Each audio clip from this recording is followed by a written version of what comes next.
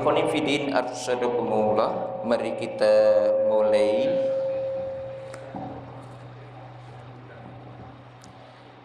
kajian kita pada kesempatan malam hari ini. Bismillahirrahmanirrahim. Assalamualaikum warahmatullahi wabarakatuh. Innal hamdalillah nahmaduhu wa nasta'inuhu wa nastaghfiruh wa nastahdihi wa na'udzu billahi min shururi anfusina wa min sayyiati a'malina. May yahdihillahu fala mudhillalah wa may yudlilhu fala hadiyalah. Asyhadu an la ilaha illallah wa asyhadu anna Muhammadan abduhu wa rasuluh. Qallallahu ta'ala fi kitabihi, a'udzu billahi minasy syaithanir rajim. Bismillahirrahmanirrahim. Wa'bud rabbaka hatta ya'tiyakal yaqin. Wa qallallahu ta'ala fi ayatil ukhra, tabarakalladzi biyadihil mulku wa huwa ala kulli syai'in qadir. Alladzi khalaqal mauta wal hayata liyabluwakum ayyukum ahsanu amala wa huwal azizul ghafur. Allahumma arhamna bil Qur'an. Ikhwani fidin arsyadakumullah, puji syukur kehadirat Allah Subhanahu wa taala yang masih memberikan kenikmatan, kesehatan, begitu juga kesempatan kepada kita semuanya sehingga kita bisa hadir, kita bisa datang, kita bisa berkumpul di rumah Allah ini dalam satu majlis yang agung, dalam satu majlis yang mulia, yaitu majlisul ilm. Sekali lagi hadirnya kita, datangnya kita di tempat ini telah Allah Subhanahu wa ta'ala janjikan kepada kita pahala yang besar. Hadirnya kita, datangnya kita di tempat ini, insya Allah nilainya setara dengan saudara-saudara kita yang baru saja menunaikan haji. Jadi ngajinya kita di masjid ini pahalanya setara dengan orang yang menunaikan haji. Karena Rasulullah sallallahu alaihi wasallam telah bersabda, man ghada ilal masjidi la yuridu illa ayyata'allama khairan aw yu'allimahu kana lahu ka ajri hajin taman hujjatahu. Yang artinya barang siapa yang datang ke masjid tidak ada yang ia cari di tempat itu illa kecuali ayyata'allama khairan, niatnya hendak mengkaji kebenaran, au yu'allimahu, atau datangnya dia dalam rangka mengajarkan kebenaran, kana lahu, adalah pahala bagi orang itu ka ajri hajin, seperti pahalanya orang yang menunaikan haji, taman hujjatahu, sempurna hajinya. Ini ikhwani fidin arsadakumullah, pahala yang telah Allah janjikan kepada kita semuanya. Selanjutnya salawat serta salam mari kita haturkan kepada junjungan kita Nabi Agung Muhammad sallallahu alaihi wasallam, yang selama ini kita ikuti tuntunan-tuntunannya, begitu juga yang kita tunggu-tunggu syafaat nanti di hari kiamat. Ikhwani fidin arsadakumullah, kemudian melalui majlis taklim ini kami mengajak, mari kita jadikan majlis yang kita hadiri, majlis yang kita datangin sebagai satu sarana untuk meningkatkan ketakwaan kita kepada Allah. Bagaimana dengan hadirnya kita di tempat ini semakin menambah semangat kita dalam beribadah kepada Allah. Lebih-lebih sekali lagi kita hari ini masuk di bulan Muharram, bulan mulia, yang dimana amal-amal kebaikan yang kita lakukan Allah Subhanahu wa ta'ala lipat gandakan, sebagaimana perbuatan-perbuatan dosa yang kita lakukan di bulan Muharram ini Allah Subhanahu wa ta'ala akan lipat gandakan. Sebagaimana pernyataan Ibnu Abbas, faja'ala damban fihi na'adam wal amalu sholeh al ajru a'dham.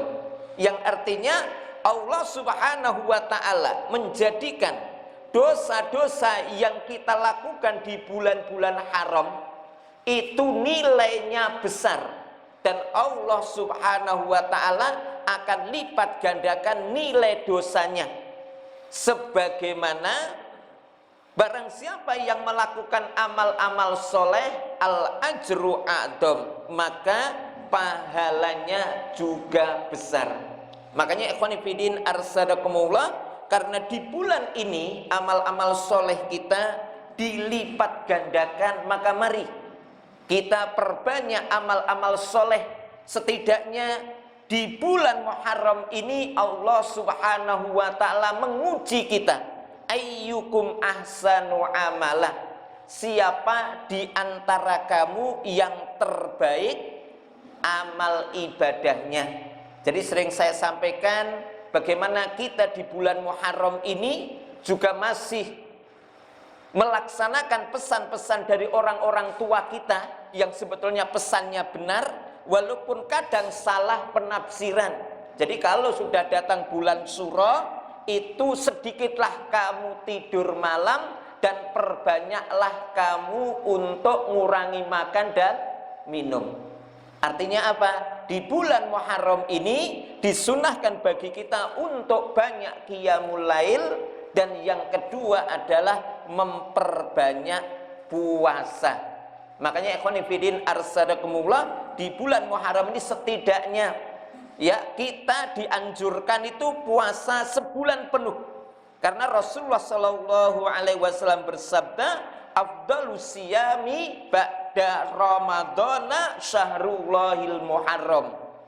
Yang artinya puasa yang paling afdal setelah puasa Ramadan, yaitu puasa sunnah yang paling afdal setelah puasa Ramadan, yaitu puasa yang dilakukan di bulan Allah namanya Muharram. Makanya ikhwan fillah arsadakumullah, kaitannya dengan hadis ini, kemudian Imam Al-Hasan Al-Basri mengingatkan bahwa kalau sudah datang bulan-bulan haram seperti bulan Dzulqa'dah, Dzulhijjah, terus Muharram, kemudian bulan Rajab, beliau memperbanyak puasa, hampir-hampir ini digunakan puasa terus, kecuali hari-hari di mana itu diharamkan puasa. Seperti kalau Dzulhijjah kemarin, ya pas hari raya nggak boleh puasa, dan hari Tasrek beliau tidak berpuasa. Tapi selebihnya itu digunakan untuk berpuasa terus. Jadi ada namanya puasa mutlak secara umum. Begitu juga di bulan Muharram ini juga, kita juga kalau tidak bisa puasa sebulan penuh, minimal puasa yang bertepatan dengan tanggal 10-nya. Karena Rasulullah Shallallahu alaihi wasallam telah bersabda, wasiyamu yaumi Asyura ahtasibu 'alallah ayyukaffira sanatallati qablahu. Bahwa puasa di hari Asyura, saya berharap dan saya berdoa kepada Allah, ini mampu menghapus dosa 1 tahun yang lalu. Jadi tanggal 10 bulan Muharram itu nanti kurang lebih terjadi pada hari Jumat apa Kamis? Jumat, ya. Jadi hari Jumat itu tanggal 10 Asyura. Tapi karena tanggal 10 Asyura ini juga menjadi satu bentuk perayaan besar, dan mereka juga melakukan puasa pada tanggal itu, makanya Rasulullah Shallallahu alaihi wasallam bersabda, khaliful yahuda wasumu tasi' wal asir. Yang artinya selisilah orang-orang Yahudi, berpuasalah tanggal 9 dan 10 di bulan Muharram. Jadi ini mengingatkan kepada kita, bahkan Rasulullah sebelum meninggal beliau mengatakan, lain baqaitu au lain istu ila qabili la asuman natasi.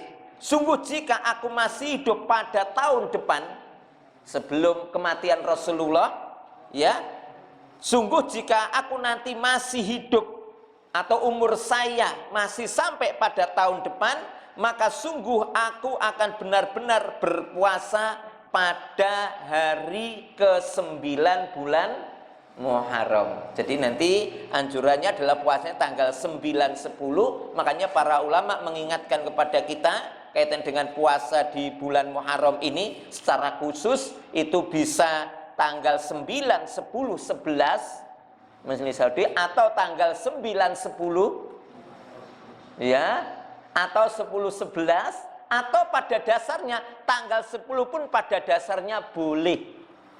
Ya, pada dasarnya boleh, sebagaimana disebutkan di dalam kitab Fikih Sunnah Syekh Said Sabiq. Jadi kan seperti itu. Pada dasarnya boleh.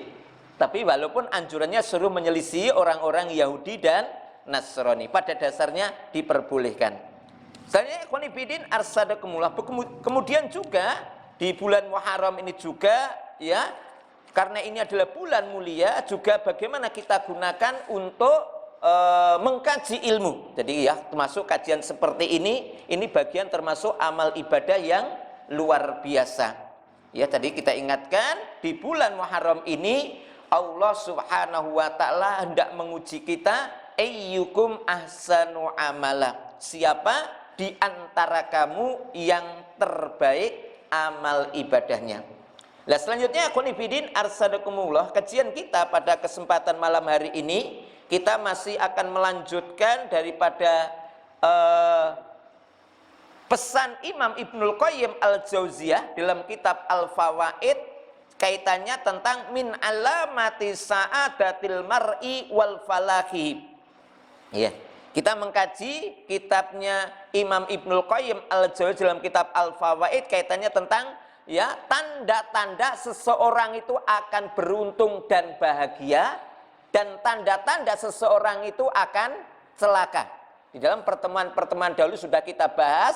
Yang pertama, ciri orang itu akan beruntung, tambah ilmunya, tambah tawaduknya.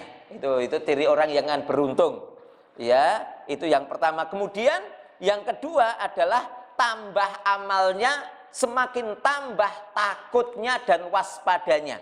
Itu ciri orang yang akan beruntung. Itu yang kedua. Kemudian yang ketiga, ya, itu bertambah umurnya, ini yang sudah kita bahas kemarin, ya, semakin berkurang cintanya, tamaknya dengan dunia. Ciri orang yang akan beruntung itu tambah umurnya, ya, berkurang tamaknya dengan dunia, atau dengan kata lain bertambah umur semakin tekun ibadahnya. Dan yang keempat, ini 2 pekan yang lalu, yaitu apa?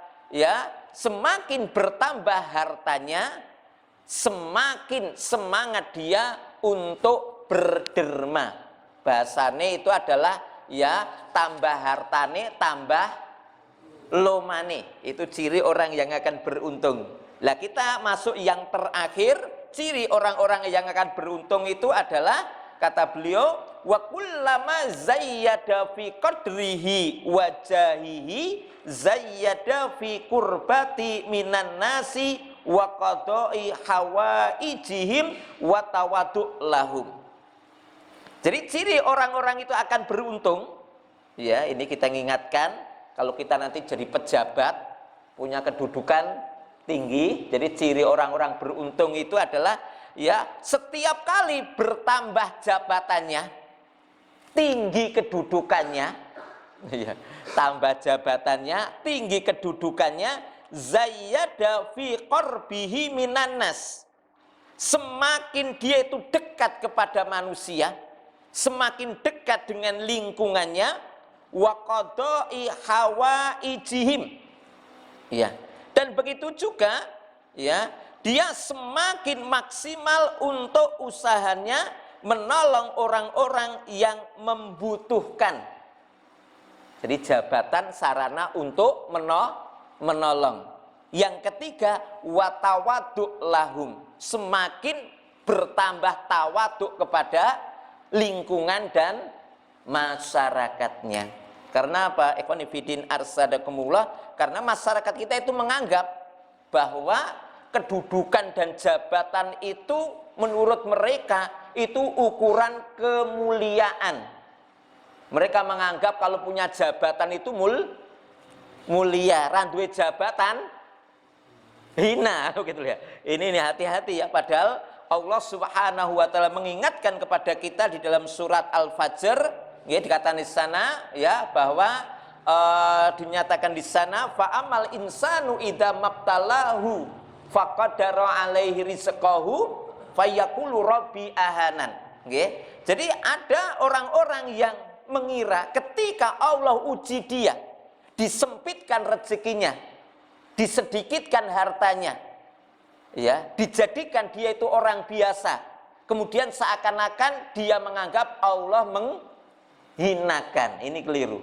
Atau sebaliknya, wa amal insanu idza mabtalau rabbuhu fa akramahu wa na'amahu fayaqulu rabbi akraman. Ya, tapi juga ada sebagian manusia apabila diuji oleh Allah fa akramahu, dimuliakan dia. Maksudnya itu apa? Disobio-sobio. Gitu, Pak. Makanya ya, punya kedudukan dan yang lain-lain seakan-akan Allah memuliakan dia. Jadi mereka menganggap bahwa kedudukan jabatan itu seakan-akan tanda kemuliaan. Ya, sehingga banyak sekali yang diantara kita itu karena ini kemudian mereka itu menghalalkan segala cara. Maka Allah Subhanahu wa taala mengingatkan enggak betul itu. Jadi kaya miskin, ya, pejabat atau rakyat itu bukan ukuran kemuliaan. Kala tidak betul. Makanya ikhwani fiddin arsadakumullah, di dalam pernyataan ini ya diingatkan sekali lagi bahwa ya bagi orang-orang yang beruntung, kedudukan dan jabatan merupakan titipan dari Allah Subhanahu wa taala agar ia gunakan semestinya dan agar ia bisa beramal terbaik dengan kedudukan dan jabatan. Ya. Jadi kita ingatkan sekali lagi bahwa dengan jabatan itu seseorang itu kalau dia itu soleh, itu bisa menjadi sesuatu amal ibadah yang luar biasa. Dengan jabatan dia bisa menolong yang lainnya. Dia bisa memikirkan saudara-saudaranya, bisa membantu orang-orang miskin. Karena memang Allah Subhanahu wa taala jadikan kaya miskin, ya, pejabat atau rakyat itu agar saling tolong menolong, ya, agar saling tolong menolong. Sebagaimana yang Allah Subhanahu wa taala firmankan, nahnu qasamna bainahum ma'isyatahum fil hayati dunya wa rafa'na ba'dahum fawqa ba'din darajat liyatakhidha ba'duhum ba'dan sukriya. Yang artinya kami telah menentukan antara mereka penghidupan mereka dalam kehidupan dunia. Ya, jadi kalau kita kaya miskin itu takdir. Saya ulangi ya, kaya miskin itu takdir. Jadi ada orang-orang yang memang Allah takdirkan itu mulai lahir cenger itu sugih, ada itu. Tapi ada orang-orang yang memang Allah takdirkan mulai lahir sampai mati melarat terus. Ada, itu ada. Iya. Maka dulu pernah saya sampaikan kaitannya dengan apa namanya? Innallaha yabsutu rizqa liman yasha'u wa yaqdir. Sesungguhnya Allah Subhanahu wa taala itu yang melapangkan rezeki seseorang dan yang menyempitkan, itu takdir Allah. Jadi, ya, ini kaitannya seperti itu. Maka dulu pernah disebutkan oleh Imam Ibnu Katsir, ya, karena ada orang itu saking kayanya, wis ora butuh bondo.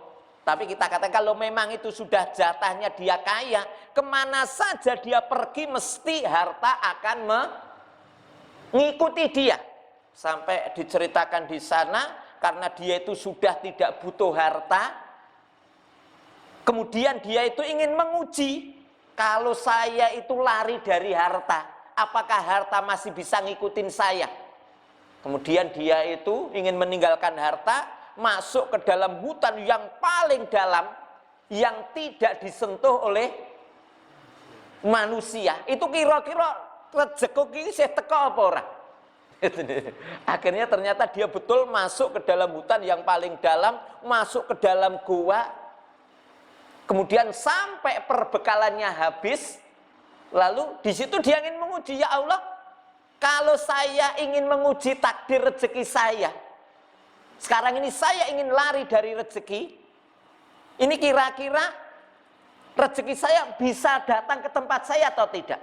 Maka ketika sehari 2 hari iso masih bertahan, 3 hari wis mulai lemes, 4 hari wis iya matane berkunang-kunang, 6 hari wis mulai tela-telo. Tapi ternyata di situ kalau memang dia itu rezekinya belum habis, rezekinya datang ketika dia itu sudah dalam keadaan matanya ketal-ketil.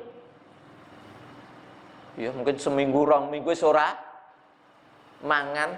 Begitulah kemudian Allah mendatangkan rezeki, tiba-tiba datanglah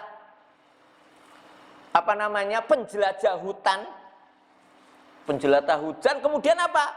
Ya, atas takdir Allah kemudian hujan penjelajah hutan itu masuk ke dalam gua dan dia mendapati ada orang yang geletak itu sekaliren itu. Kemudian Allah Subhanahu wa taala sentuh hatinya untuk belas kasihan kepada orang itu. Kemudian dia diberi minum, diberi makan, kemudian dia sehat kembali. Kemudian dia Masya Allah ya, kemudian dia memuji, ya Allah, ternyata kalau memang rezekiku keisi, walaupun saya lari dari rezeki, ternyata rezekinya ngikutin saya. Jadi itu seperti itu. Jadi kaitannya dengan, makanya sampai Rasulullah Shallallahu Alaihi Wasallam bersabda, Innallaha qasama rizqa mimma yuhibbu wa ma la yuhib. Kalau masalah rezeki itu Allah berikan kepada siapa saja sing seneng ra seneng dikei, gelem ra gelem dikei. Kata Pak ya, kalau rezeki itu pokoknya seneng ra seneng dikei, gelem ra gelem dikei. Ya. Wa ma la yu'tidin illa mimma yuhib. Dan Allah Subhanahu wa taala tidak akan memberikan agama ini kecuali siapa saja yang ingin. Kayak ora gelem ora bakal dikei. Jadi makanya kita memang perlu diikhtiari ngaji, karena kalau nggak ngaji nggak mungkin diberi. Tapi kalau rezeki jaluk ran jaluk dikei. Kembali kepada ini tadi. Jadi nanu qasamna baina ma'isyatum fil hayati dunya. Jadi kami membagi kehidupan mereka di dalam dunia ini. Ada yang kaya, ada yang miskin. Ya, ada yang kecukupan, ada yang kekurangan. Wa rafa'na ba'dum fawqa ba'din darajat, dan ada yang di antara mereka kami angkat kedudukannya, ada yang tidak. Maksudnya apa? Ada yang mereka kami jadikan dia itu pejabat, ada yang kami jadikan dia itu rakyat biasa. Liyatakida ba'dum ba'dun sukhriya, agar satu dengan yang lainnya saling tolong menolong, sebagaimana dinukil oleh Imam Ibnu Katsir, yang dinyatakan oleh Imam Qatadah dan Imam Ad-Dhahak. Liyatakida ba'dum ba'dun sukhriya, agar satu dengan yang lainnya saling tolong menolong. Maka ikhwani fillah arsadakumullah, maka berdasarkan ayat ini ya, maka kedudukan dan jabatan bagi orang soleh itu sarana untuk bisa menolong, membantu saudara yang lainnya yang sangat membutuhkan, dan mereka menjadikan kedudukan dan jabatan sebagai satu bentuk amal ibadah yang terbaik. Ya. Karena selama ini rata-rata kalau orang punya jabatan kan nggak pernah mikir untuk menjadikan jabatan itu sebagai satu bentuk amal ibadah yang terbaik. Kalau punya jabatan ya sudah, itu kita gunakan untuk memperbanyak harta. Nanti kalau arep pensiun lagi kelingan ngerti yo dhisik kan ngono kuwi ya. Padahal Rasulullah Shallallahu Alaihi Wasallam mengingatkan kepada kita, Ini kalau nggak punya jabatan nggak bisa ini. Kalau nggak punya harta nggak bisa. Ya, dinyatakan di sana dari Ibnu Umar bahwa Rasulullah Shallallahu Alaihi Wasallam bersabda, ahabun nasi ilallahi taala anfa'uhum linnas. Manusia yang paling dicintai oleh Allah itu adalah anfa'uhum linnas. Manusia yang paling banyak manfaatnya untuk manusia yang lainnya. Kemudian yang kedua, wa ahabbul a'mali ilallahi ta'ala, amal ibadah yang paling dicintai oleh Allah itu yang pertama, sururun tudakhiluhu ala muslim. Apa itu? Nyenengke wong muslim. Oke. Ini karena selama ini Masya Allah ya, kadang-kadang ya, kalau kita itu tidak punya harta, tidak punya kedudukan, itu sangat sulit bisa nyenengke. Sururun tudakhilu ala muslim, nyenengke wong muslim. Itu yang pertama. Atau yang kedua, taksifu anhu kurbatan. Kalau dia itu kesusahan, kita hilangkan kesusahan nih. Ini angel Pak. Iya. Kalau dia itu lagi susah, lagi apa, ya, dihilangkan kesusahannya. Nanti ada pembahasannya. Takdi anhudainan, atau kalau dia itu lagi kelilit hutang, datang nyaur utangi. Oh, itu orang yang paling bagus amal ibadah, gitu ya. Kemarin kita bahas kayak ceritanya Zubair bin Awam itu sampai nawarin, siapa di antara kaum muslim punya utang, silakan datang ke sini tak sahur utange, kan menurut ya, yang punya kekayaan hampir 3 triliun 3,5 ya, 3 triliun 500 miliar itu begitu ya, saking kayanya. Makanya siapa yang punya utang datang ke sini tak sahur ke ya. Atau tatrudu anujuan, atau amal ibadah yang paling abdol itu adalah ketika ada orang kelaparan, ia hilangkan. Ini peran pejabat Pak sebetulnya Pak. Pejabat ini punya peran kayak begini. Itu mulai bupati. Kalau kita ini kan tingkatannya terbatas Pak ya. Kita terbatas, bahwa nulung kan hanya terbatas. Tapi kalau mereka itu punya kebijakan. Makanya sampai Rasulullah mengatakan fadilah daripada menghilangkan kesusahan ataupun yang lain, menolong saudara yang membutuhkan itu, kelebihannya apa? Wali an amsiya ma'akhin fi hajatin ahabu ilayya min an a'taqifa fi hadal masjid, yakni masjidal Madinah syahron. Sampai Rasul mengatakan, demi Allah, saya keluar bersama seorang muslim fi hajati, untuk menyelesaikan, menunaikan hajat saudara muslim yang sedang membutuhkan, mungkin punya utang atau karena dia itu kelaparan, kemudian datang kita bantu dia, kita hilangkan kelaparannya. Itu lebih aku cintai daripada iktikaf di Masjid Nabawi sebulan penuh. Masya Allah. Ini kalau orang nggak punya, orang keduitan kan ranu tuh ya. Atau orang ya, kalau pejabat ini fungsi daripada sebenarnya pejabat jawab seperti ini, punya peran bagaimana dia itu bisa memanfaatkan kedudukannya untuk meringankan beban saudaranya. Bahkan sampai Rasulullah Shallallahu Alaihi Wasallam juga pernah bersabda bahwa menolong saudara muslim yang sedang kesusahan itu nilainya lebih baik daripada iktikaf di satu masjid lamanya 10 tahun. Ini kan luar biasa Pak ini ya. Jadi makanya ikhwan fillah arsadakumullah, karena hadis inilah, makanya Masya Allah ketika Umar bin Khattab itu jadi khalifah, itu beliau itu pokoknya full time ia gunakan kekuasaannya untuk menolong orang-orang yang membutuhkan. Makanya kalau tiap malam beliau itu keliling ke kampung-kampung, ada anak kecil yang nangis banget. Kemudian dia bilang, "Bu, saya lapar Bu," kan begitu. Kemudian ibunya bilang, nanti nak, nasinya belum mateng, ditunggu ya sampai anaknya itu nggak ada suara, bangun lagi bilang lagi, Bu, saya lapar Bu, sebentar, nasinya belum mateng. Sehingga Umar bin Khattab itu ketika mendengar itu curiga, loh masa sego kok pirang-pirang jam ora mateng-mateng, sing dimasak apa, kan begitu. Sampai dia itu beranikan diri masuk ke dalam, ya.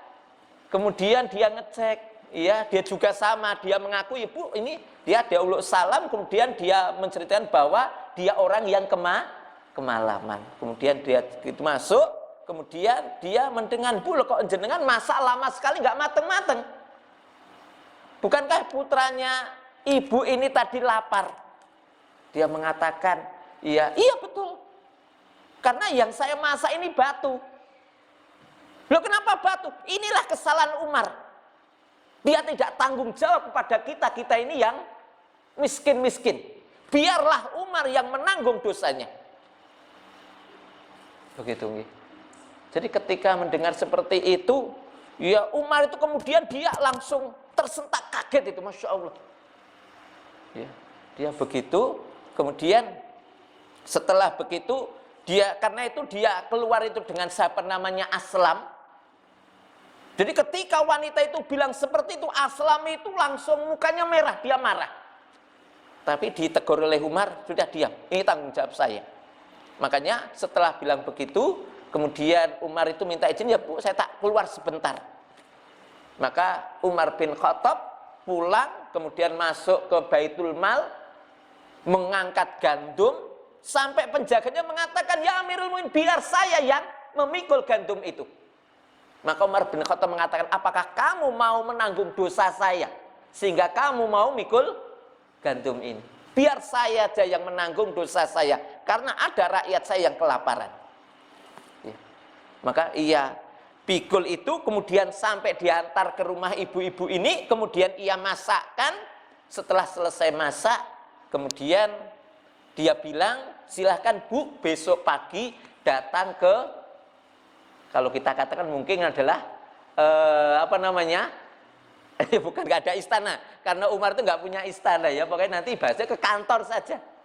Iya, jadi ini adalah satu bentuk bagaimana Umar bin Khattab memanfaatkan kedudukannya untuk menolong fakir dan miskin. Begitu juga ya Qanifidin Arsadakullah tadi, bahwa di antara ciri orang yang beruntung, semakin tinggi jabatannya, semakin dekat kepada manusia. Ikhwanifidin Arsadakullah, ketika pada masa Umar terjadi paceklik, itu Masya Allah banyak sekali yang tanaman-tanaman mati, kemudian juga hewan-hewan mati, air-air kekeringan, itu ya karena begitu sedihnya menyaksikan masyarakatnya, sampai pada saat itu Umar bin Khattab itu makan dari makanan yang paling jelek dewi. Jadi panik kalau hari ini itu ya tuku beras itu beras no, beras jatah sing enek napa nika tumani. Dia itu makan yang paling jelek sendiri. Kemudian apa? Dia itu juga minumnya itu dari minyak. Sampai sahabat mengatakan, ya Umar, apakah Anda tidak khawatir celaka? Dia mengatakan tidak. Ini sebagai satu bentuk kepedulian saya bagaimana ya rakyat saya yang hari ini kehausan dan kelaparan. Ini adalah kedekatan beliau kepada masyarakat seperti itu. Bahkan di suatu saat ketika rakyatnya itu adalah kelaparan, dia menyaksikan ada anaknya itu makan semangka. Semangka kalau doi kan semangka biasa ya. Kalau di Arab kan termasuk mewah karena sana kan tidak ada buah-buahan. Itu semangka. Itu Umar bin Khattab marah. Tidak selayaknya keluarganya Umar makan enak-enak sedang rakyat kelaparan. Itu wana itu gitu nangis, dia keluar, dia mengatakan, aku iki tuku semangka itu aku leh adol kurma dhewe ora njaluk karo bapakku, begitu dia. Sampai cerita begitu, saya itu jadi dia keluar tuh nangis dia. Disengeni karo Umar bin Khattab. Artinya ini satu bentuk bagaimana kedekatan hati Umar dengan masyarakat. Jadi ini ikhwani fillah arsadakumullah. Jadi ini bagaimana tadi ya Umar bin Khattab mampu menjadikan jabatan sebagai satu sarana untuk bisa beramal dengan yang terbaik. Ini tadi kita ingatkan ya. Jadi ini termasuk ciri orang-orang yang akan beruntung. Begitu juga ikhwan fillah arsenal. Sebaliknya di antara ciri orang-orang yang celaka itu semakin tinggi jabatannya, semakin besar kepalanya. Tambah dhuwur jabatannya tambah gumedhe. Lah kadang-kadang mereka menganggap bahwasannya jabatan itu sebagai satu bentuk kemuliaan, sehingga apa? Kadang-kadang mereka itu bergaul dengan rakyat itu tidak mau, bergaul dengan lingkungan itu risih, karena mereka menganggap tidak level kan begitu, nggih. Atau kadang-kadang mereka menggunakan jabatan dan kekuasaannya untuk ya keangkuhan dia. Makanya ikhwan fillah arsadakumullah, maka ketika Umar bin Khattab menyaksikan ada salah seorang gubernurnya yang menggunakan kekuasaan untuk kesombongan, itu Umar bin Khattab marah betul itu. Kita diingatkan, mungkin kita teringat dengan kisah sebagaimana ini disebutkan di dalam Panji Masyarakat, itu dinukul di sana. Suatu saat itu ketika Amr bin As, gubernur Mesir, itu mau melebarkan masjid, dilebarkan. Itu di samping masjid itu ada rumahnya orang Yahudi. Karena dia itu kan non muslim. Ya, ketika masjid mau dilebarkan, ya karena ini rumah-rumah saya, tanah-tanah saya beli sendiri, maka dia itu nggak mau rumahnya itu digusur.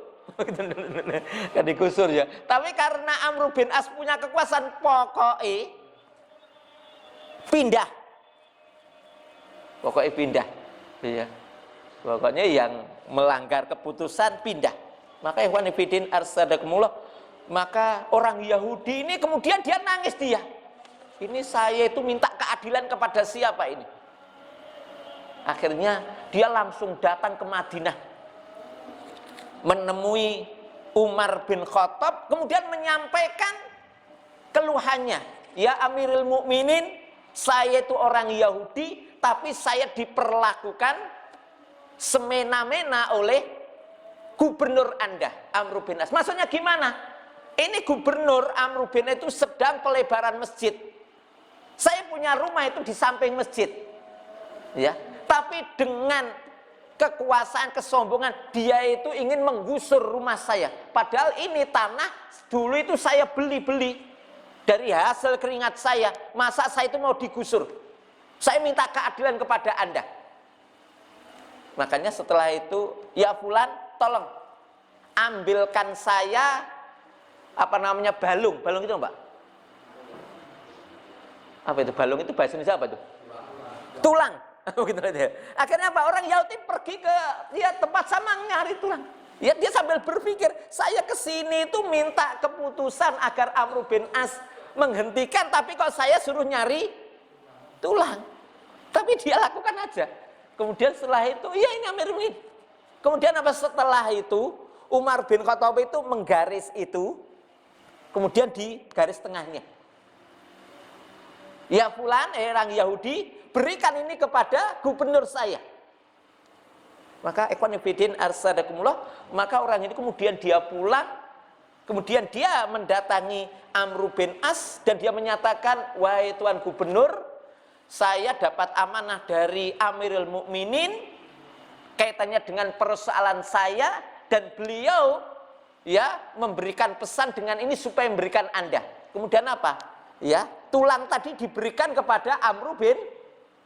Seketika itu juga Amr bin As itu dia langsung nangis dia. Dia nangis. Orang yang ini heran. Enggak ada pesan apa-apa kok Amr bin As. Dia mengatakan, ya segitu. Pokoknya Anda bebas, silahkan Anda tinggal itu. Saya enggak akan menggusur rumah Anda. Maka orang itu heran. Dia mengatakan, wahai Tuan Amr, kok kok begitu mudahnya Anda menunda niat Anda untuk menggusur rumah saya hanya gara-gara tulang ini? Apa pesannya Umar bin Khattab dengan tulang ini? Maka Amr mengingatkan, wahai Pak Yahudi, pesannya Umar kepada saya itu, hei Amr bin As, kamu nanti akan jadi tulang belulang. Maka jangan kamu itu berlaku sombong dan semena-mena. Itu pesannya ya.